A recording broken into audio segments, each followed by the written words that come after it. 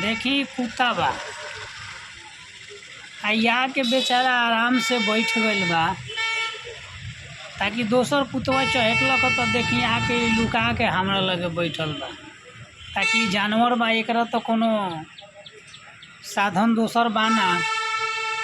जब भी छुपेला तो इंसान में ऐसे कहल बा कि कोई भी आदमी हमनियो गइल बानी यही जोनी से कुत्ता हमनियो इहो आदमिये के जोनी से ही कुत्ता बनल बा।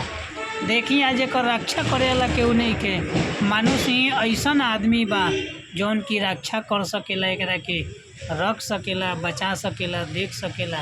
तो देखी बेचारा आके यहाँ आ लुका गइल बा हमरा लगे।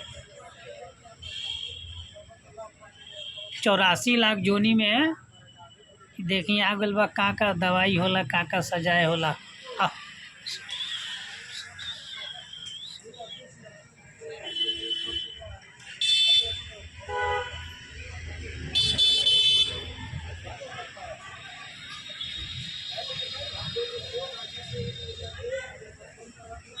जइबे ना घरे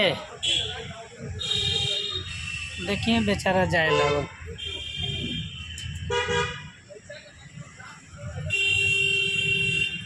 का करो यो परेशाने बा ना खाए के ठीक ना रहे के ठीक ना बाप माई के ठीक।